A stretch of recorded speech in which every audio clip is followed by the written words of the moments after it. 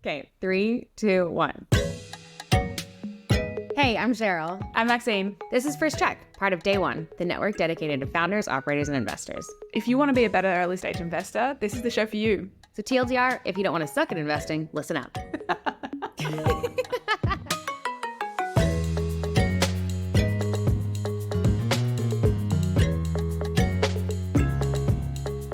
Happy holidays! We made it! We're at the end. Christmas is around the corner. 2023 is over. It's over, thank God. What a crazy year. Yeah, wow. Honestly, I feel like I'm crawling over the finish line. My fingers are on that white line and I'm so ready to get over the finish line. And what a year, right? How crazy was 23? Like, so many things happened this year. I feel like I have whiplash from going, what happened? What now? Yeah, totally. I mean, I'm just trying to think back to the beginning of 23. Like, I really thought that it was going to be marginally better than 22. Like, remember the back end of 22 was Yeah, I tough. felt optimism. Like, going into 23, I was like, yeah, surely, like, 22 was nuts, and that was a tough year. I'm ready for 23. Like, this is going to be great. And then so many crazy things happened that it just kind of felt like the tech world was falling apart and putting itself back together again over and over again. And we were just on this roller coaster ride. Right, 100%. I will say, like, looking back on the year, I think ingenuity was a real theme. But I'm excited to dive in today. Obviously, 'tis the season to be reflecting, looking back on the year. I thought jump on the phone and chat about, what happened in 23, a year in the rearview mirror. What happened? What didn't? What saved us? What sunk us like a stone? And look forward. Yeah. I mean, like, speaking of how tough of a year it was, I feel like we saw a lot of shutdowns and we saw a lot of companies struggling to get that next round. A lot of down rounds, like probably the most down rounds I've seen in a number of years. So many things that it was a really tough environment for founders to be building in, for funds to be raising in. Mm-hmm. Yeah, man, it was like the toughest market to raise in, I think, since 2012 on the data that I saw, at least for the US, right? They're like net new funds was the lowest it's been since 2012, which is kind of wild if you think about that. And I was just blown away by the founders in this ecosystem and the founders in this market, like the ingenuity they needed to show, the resilience they needed to show, just every single day chewing on glass. I spoke to one of a founder in my network early on in the year, and I have this distinct memory of catching up with him and being like, how are you doing? And he was like, I am in a daily knife fight. And I was like, okay. Wow. Yeah, I think that about summarizes it. So there's that. Yeah. Okay.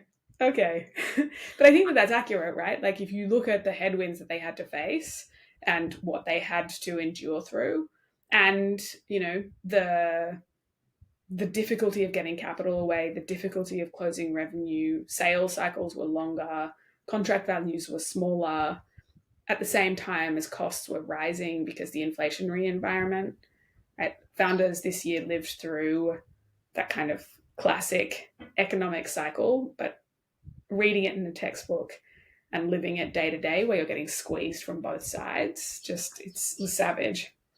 The founders that survive this, though, are the ones that, like, we are so excited to back as investors. And I think we saw a lot of that from founders this year, of like that just sheer resilience, perseverance, determination to survive through. Like, the number of times I had conversations with founders who were like, I'm thinking about just closing the door, shutting it down, or like looking to get acquired. And then on the flip side, the number of conversations I had with founders who were like, we know, like, we just need to cut costs. We need to like create layoffs. We need to extend runway. We need to cut our burn. And like, we know how to do that. This is how we're going to do it. I'm just like, I'm amazing. Like, I'm so impressed with the founders who were able to show that resilience. Mm-hmm. Absolutely. I mean, and some of the companies are coming out the other side of this like so much stronger, right? I think about the employment hero round, which I think took out top of the pops in terms of size of round, right? 263 mil. And they were one of Australia's newest unicorns in 2023. I actually don't know of any other unicorns that were minted this year, but Employment Hero was one of them. Do you know of any others in Uh, Australia? no, I don't. I mean, surely there were, right? Like if you look at the data in 21, I can't imagine we went from as There was many as we did down to six one. new in 21. Yeah. 6 or 7 new in 21. Interesting. About the same in 22. Hmm. Interesting, actually, from like 2018 or so to like 2020, we minted like one or two a year, and then from 2020 onwards, it was like 6 to 7 a year. Like we really jumped up.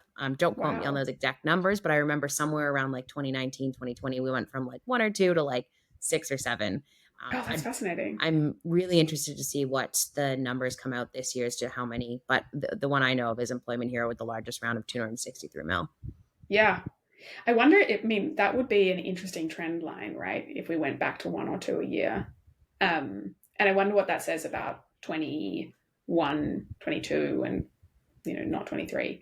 I mean, one of the trends we saw in this year is a tentative re-entry of international investors into the Australian ecosystem. I started to meet a lot more folks that are Australia curious, I think is the way that I would phrase it. So, especially big regional funds starting to spend a little bit more time down here after having pulled back pretty solidly in 22. Oh, yeah, for sure. Like there was zero to very little competition for the previous 2 years, whereas I think the investment space is clearly shifting gears from defense to offense now when it comes to international investors, and we're starting to see them being squeezed out again. Yeah, yeah. We didn't really see a correction in valuations at the earlier stage.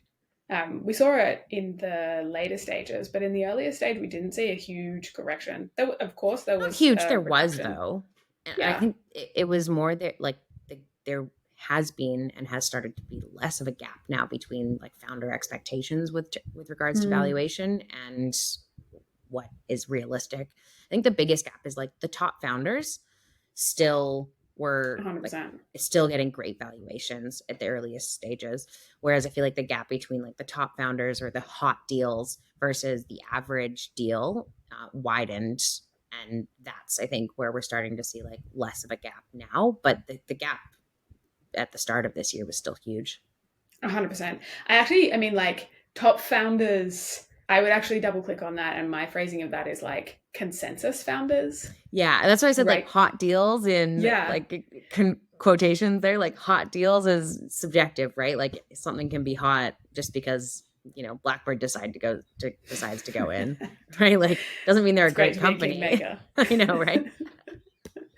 But I think it was really interesting. It felt really reminiscent to like middle of 2020 when there was a lot of uncertainty in the market and that kind of flight to consensus, creating that huge gap between the like haves and the have Yeah, nots. Like I was looking at some pre-seed deals getting done at that like, 18 to 20 mil USD round. So at the current conversion yeah, rate, that's like a 30 mil pre-seed deal. And yeah, like those teams were amazing and they're chasing like really consensus spaces with like very ingenious approaches to it. But those are like big valuations for pre-seed, right? They're big for the yeah, US market and relative to the Australian market, they're huge. yeah. Oh, Um, I saw a few of those. Do you think they'll continue though? Like I'm not sure that's going to slow down. I don't think so either, right? I don't think we will see a correction at that end of the No. market because I do think that venture overpays for consensus, right?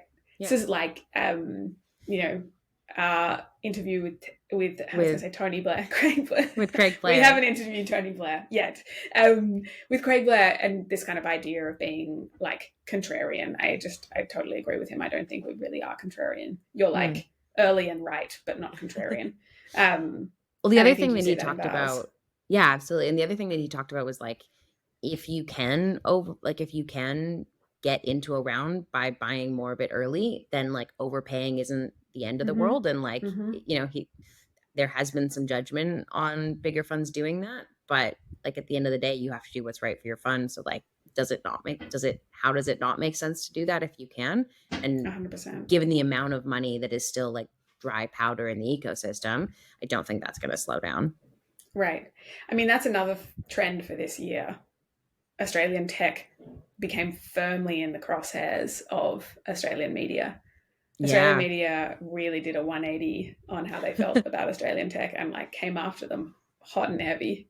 Hard. Yeah. We went from the, being the darlings and always getting Mm. favorable news articles to not so much this year. And what do you think that was? Like, I kind of felt it the most after Milk Run went down, but I feel like maybe Mm. it had started to turn pre that. I think it had started to turn pre that. When did Milk Run close? Early Q1? Q2? Just before June, I think, Yeah, or okay. in June. I mean, I feel like there was some disquiet in Q1. Maybe the SVB thing was the catalyst. Yeah, because when did SVB collapse? That March, was, mid March. I think Milk Run was just after that. So maybe Milk Run was like April, May, actually. Mm, And yeah.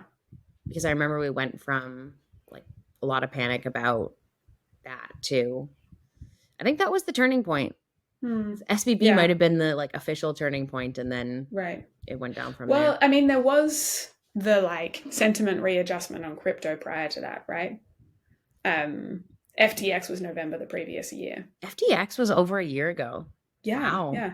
Sentencing of Sam Bankman-Fried happened like almost to the year of that fraud being exposed. Damn. Yeah. So that doesn't technically make it into 23, but It we does not. definitely felt the We felt the reverberations. And reverberations. yeah, We did. we sure did. I think what was super interesting to me was to watch the like movement of capital tightening through the stages. Right. I feel like we watched that over. It started in 22, but it like moved through 23, and it slowly came for the back end or the like early stage investing because the growth stage got compressed earlier, which I Yeah. thought was super interesting. I mean, there was a lot of industries though that were fairly protected from those dynamics, right? Like we still saw a lot of activity in climate tech. We still saw a lot of activity Yeah. in, Climate dare tech, I say man. it, AI.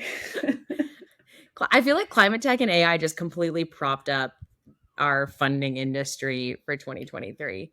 I think that's right. Yeah. Like if I think about Not that it's a sentiment, bad thing at all. I'm no. just saying that like we need that to continue or we need the next thing. And my money is Mm-hmm. on climate tech and AI continuing to prop up 2020 while supporting the rest of the stages or industries to come through.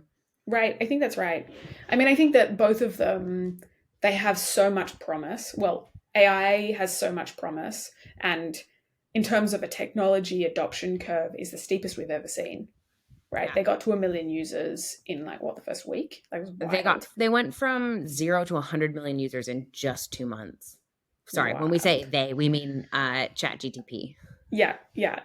But I mean, as a like an adoption curve for a new technology, like unparalleled. And I think what that did is engage a whole bunch of folks that were either tech curious that had kind of like stepped off the field, or that wholesale hadn't invested in there before. I mean, like, damn, it even got lawyers off the bench, which, like, if you've ever spent any time around legal tech, getting a lawyer to innovate is like pulling teeth. And for them to produce like Harvey AI in that period of time and then a mass adopt it, like, I Crazy. just crazy. For me, that's the like most standout data point that like AI enlivened the imaginations of like the most,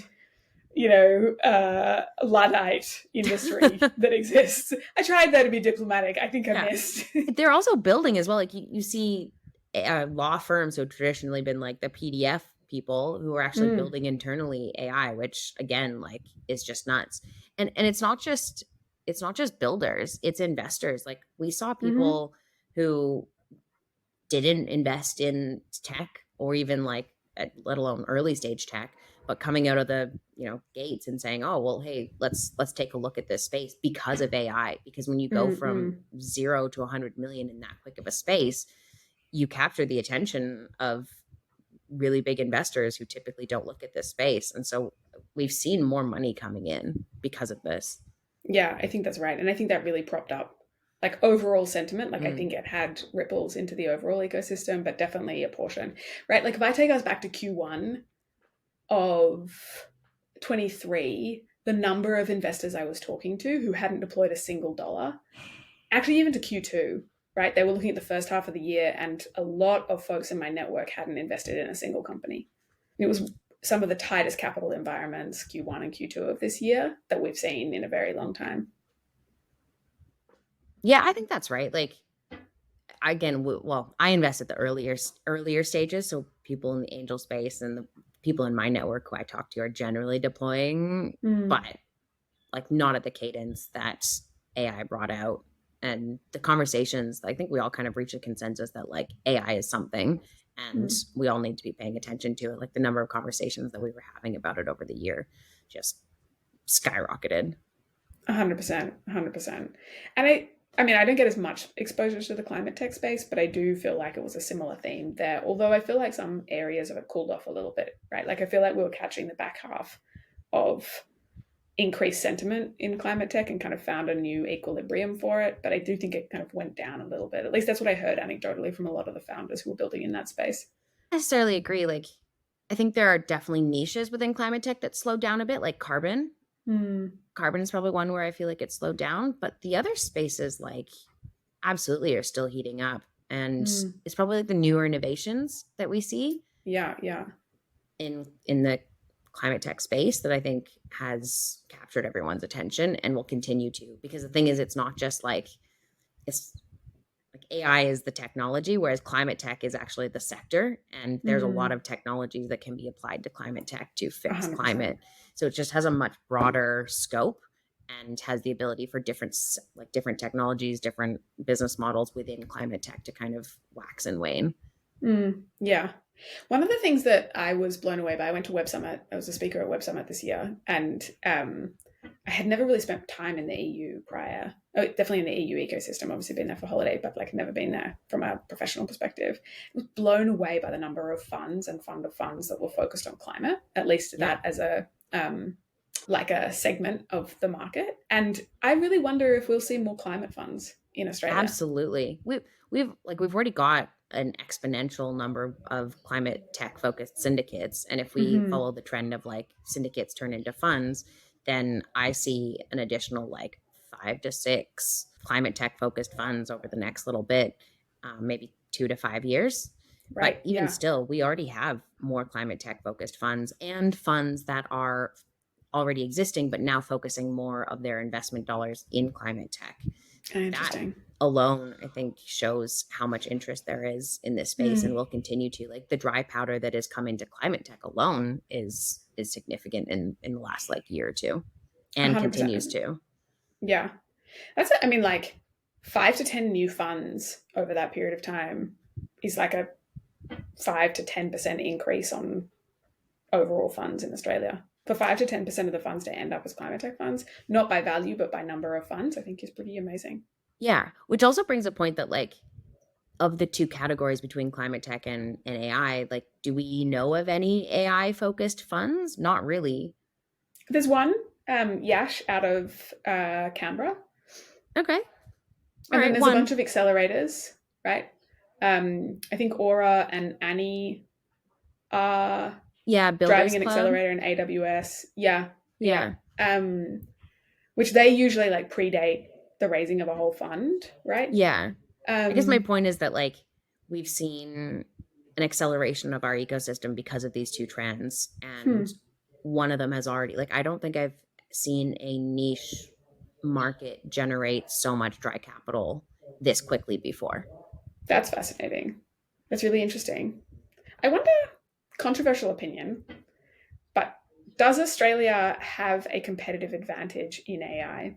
That's not an opinion. Not. Sorry, that's a question. My opinion is that I don't think we have a competitive advantage in AI. Whereas AI. I do think we have a competitive advantage in climate. I think that's right. Yeah. So I actually think the absence of an AI specific fund would make sense if that assumption is true. I don't know if that assumption is true, right? I think I would need to double click on kind of like who's coming out of the best universities here and like what's the quality of their programs. Yeah. But I wonder if we will see more AI focused funds next year. Possibly. That's another thing. What else did we see this year? Yeah. Another thing that I saw was the creativity and funding. Like in those environments of compression, there was a lot of creativity that was driven through those constraints. So I feel like I watched a whole bunch of people, raise funds, scale their syndicates, change the way that they're investing. Right, like Do Tractor had smaller a funds, yeah, longer deployments. yeah. Tractor had a bumper year They because I think did. we saw, a need for ingenuity in the way that we were funding companies. They didn't, and they made the fast list. Is Phone that companies in Australia. I Oh, I was don't like know the if it's fast called the list? fast list. I think it is. Yeah. Okay. Cool. It's definitely got fast and list in it. Yes, I was actually interested when I read that list. How few of them were tech companies. Would you? I guess you wouldn't classify Tractor as a tech company. They're like tech enabled. Yeah. Yeah, it's also an interesting point that like Tractor funds these like tech enabled companies that aren't always tech companies as well, Yeah, and they're they have a growing. wider customer base for sure. But yeah, Yeah, I mean, I feel like we watched a real proliferation of more professionalized fund management. I don't think that was because of the macro dynamic, except for the groups that were raising, like running syndicates or raising funds because they came to the end of their personal powder. Um, but I think yeah, we saw a lot of people, like a stage of maturity of the ecosystem where more people were looking to raise funds or kind of get to the stage of their execution or their deployment experience that they felt like they were ready to raise. I think we'll see more of that in 24 as well. I feel like we're just at the beginning of that ramp. yeah. Absolutely, I think that's right. And speaking of funding and optimism, female founder funding has reached an all time high. We female founders have received 23% of all funding for 2023 so far. And Hey, that's all women amazing. teams have now gotten a whole 5% of the total share of capital in Okay, that's Australia. not so So amazing. we're we're seeing green shoots here, I think. And Right. like we can be optimistic that we're on the right trend. Obviously Mm. not great, but like if you subscribe to the theory that, and actually Elaine, who wrote a fantastic article on Startup Daily recently, Elaine Stead, who was on our podcast earlier, if you subscribe to the theory that like without bias money should be deployed as equal to the population demographics in that industry, so like Mm. actually getting 20 to 23% of funding may or may not like come close to where we stand in terms of just the number of female founders that there are compared to the number of men. Like it might match. We are getting closer to matching the population Hmm. demographics. Yeah, interesting. That's an interesting thought. I know the stats for fund managers is 2% of capital is deployed by women led funds That's in, globally though, right? but Not in that's globally. Australia. Yeah, that's Yeah. not, I don't know what the stats are. We don't have good data in Australia. We don't. Be fixed, but we don't have good data in Australia. But I do think, I mean, you're right. The trend line is going in the right direction. It's like one of those bittersweet stats and trend lines. It's like, oh, good, we're moving. We're moving in the right direction, but we are so far from where we need to be. So much more work to be done there. Absolutely. So it's What been else a happened? pretty cracker year in many respects. I think the kind of big themes for me, if I zoom out, are like I think optimism and holding on to a sense of optimism won this year. Pairing it with creativity, also really effective. I watched the best investors I know entered this year with a sense of thoughtful, risk adjusted optimism and picked up some really impressive assets. And this is kind of across Yeah. asset classes, right? They like are still betting on growth in the future. I think that's probably why we saw, early stage be cushioned to some degree from these headwinds, whereas kind of later stage wasn't. Like I think we, Yeah. as an ecosystem, we wanted to be optimistic, and And when we see ecosystem, we mean Australia. I feel like Australian is we are also like slightly more optimistic and also cushioned from the like global macro trends sometimes, and we 100%. absolutely held on to our optimism, myself included. I'm a very optimistic person. Right, likewise. I kept seeing us, like both you and I, but also the ecosystem, like every time we started to see green shoots, everyone was like, oh, are we back on? Can we keep Yeah. going? And then like SVB would collapse and they'd be like, no, not Nope, yet. not this one. All right, cool. And then like 2 months later, be like, oh yeah, is this it? Are we good? Keep Yeah. playing. Yeah. It was a bumpy year in that respect. Like I think it was an emotional roller coaster. But I do still think that, if we look back on the cycles 2000 to 08, 09 to 12 / to even through to today. Like, I think what wins is like cautious, thoughtful optimism. And I feel like I watched that DNA in our ecosystem this year, for sure. Yeah. And I think where we're sitting right now in terms of like total funding for Australian tech startups or venture funding, where like the race is on for 2023 to beat 2020 levels. Obviously, we're not getting back up to 2021 or 2022, but I feel like that will play a little bit into like how we go into 2024. If we are able to surpass our 2020 levels, then like 2021 and 2022 were like outliers, right? But as long as we're growing better than 2020, I think we're going to look good. Yeah, I think we will look good. I think 2024 is looking, cautiously optimistic. Cautiously optimistic. Hesitant to say it, reflecting on the end of 22. But I think I know think that you will. Say it, and then something collapses tomorrow. Fingers crossed, please. Nothing collapse. One day left before Christmas. Nothing collapse tomorrow, please. Yeah, please. But no, I'm feeling good about 24. I do think we have our work cut out for us, though. Like, I think 24 is not going to be an easy year by any stretch of the imagination. No. I think we have a lot of work to do as an ecosystem in many different threads. I also think, a big theme for the latter half of this year was actually Elaine kicked off a moment where we all looked in the mirror and asked ourselves, like, what is the standard of behavior we expect for this ecosystem? And, what is the standard we will make sure we don't walk past so that it's clear that we don't accept it. And I think we are still grappling with that. And I think it is a theme that will continue into 24, which I can't wait for, to be honest. Yeah. I think it's so exciting to be at a moment in the development of the ecosystem where you have, I think, pretty much consensus that a certain quality of behavior is expected, and we're not going to let anyone dip below that bar. And I think it cuts in many different ways. There's obviously the harassment and bullying element to it in relation to gender, but I think there is also, this applies in many different vectors, and I'm excited to see that theme continue to develop into 24. Yeah, absolutely. And I feel like 2023 was really the first year where that conversation has been had seriously in Australia and been taken seriously, whereas, that maybe happened a couple of years ago in the US and globally. Like 5 years. I was being generous. Yeah, I think it's about time, right? That we had that conversation and we moved that ball forward. It's a long path, and I think it's one for all of us to be on. And I'm really excited to do it as a community. Yeah. Right. For all of us to kind of lock arms and change the way that we behave, re-educate the way we think about, a lot of these circumstances. And so, that's super exciting. So I'm very optimistic for 24. Optimistic. I think there are... Are you cautiously optimistic, Maxine? I would say cautiously optimistic, yeah. And please, no crashes by the end of the year, please.